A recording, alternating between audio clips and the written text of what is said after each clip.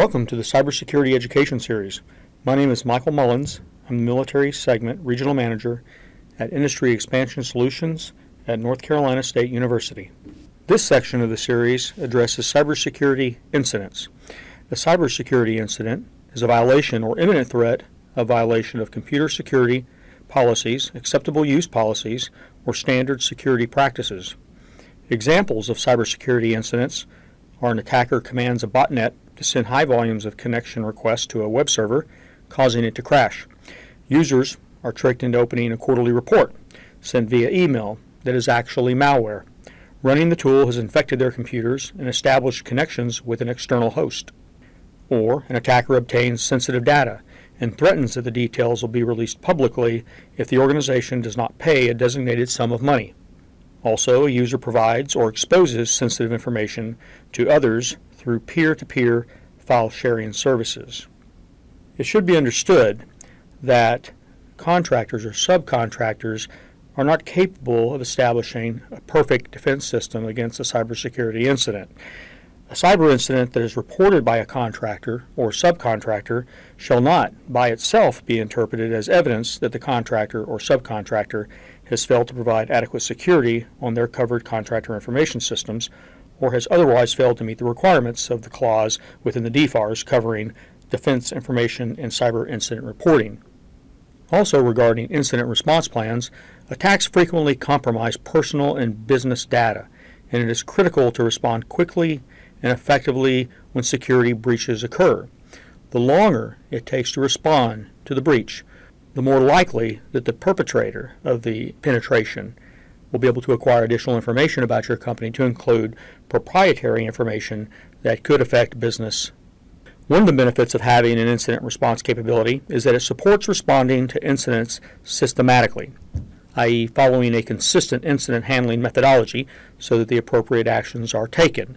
When the incident occurs, you do not want to be trying to decide how you respond, rather to have a plan or a process in place so that everyone within the organization understands how to respond to the breach.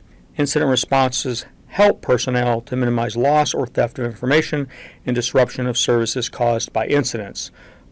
The longer the breach occurs, the quicker that you're able to respond to the breach and report it to officials within the Department of Defense, the less likely that the perpetrator of the breach can continue to acquire additional information about your company or secure the information and prevent you from utilizing your systems within the company.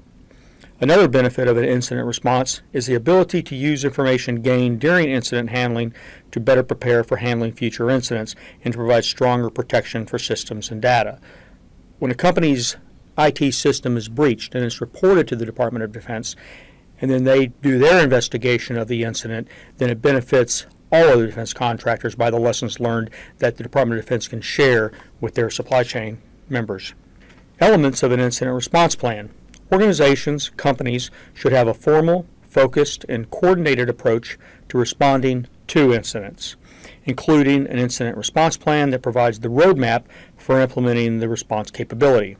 The incident response plan should include the following elements: statement of management commitment, purpose and objectives of the policy, scope of the policy, to whom and what it applies and under what circumstances.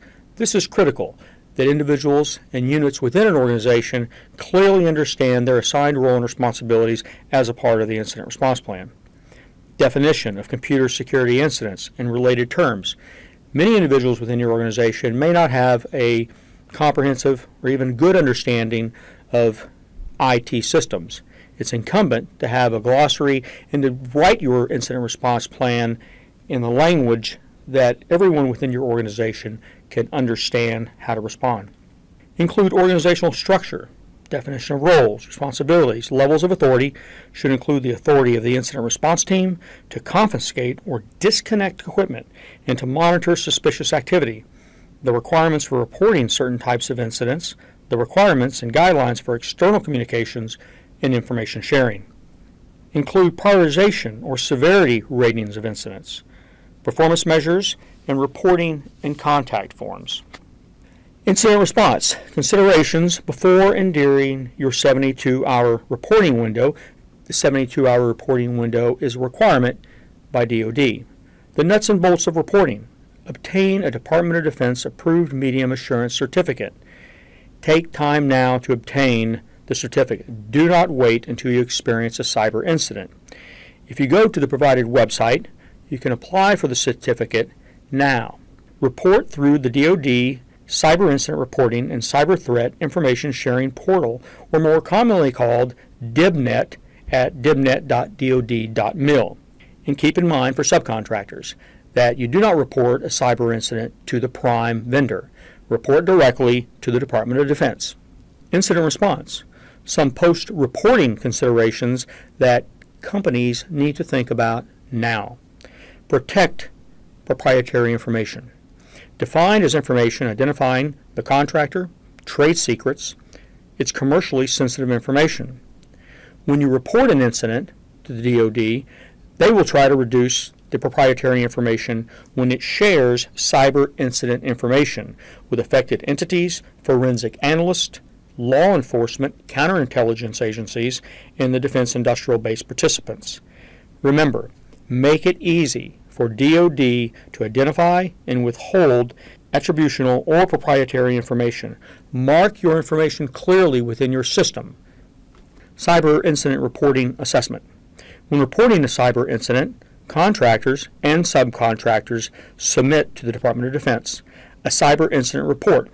Also can be found on dibnet.dod.mil. Malicious software, if detected and if isolated.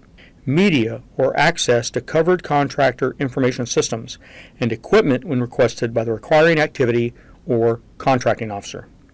DoD decision to conduct a cyber incident damage assessment. The contracting officer will verify that the clause is included in your contract. The DoD Component Damage Assessment Office, or DAMO, and requiring activity will determine if a cyber incident damage assessment is warranted based on the information they receive. Once the decision to conduct an assessment is made, the requiring activity will notify the contractor, the company, via the contracting officer, and the contracting officer will request the media or information and resources and data from the contractor to make a determination if an assessment is necessary. In conclusion, it's critical that companies establish an incident response plan. Small to medium-sized businesses that do not have a system in place within their organization to prevent a breach can either lose a significant amount of revenue as a result of penetrations, or even worse, possibly their business. Thank you.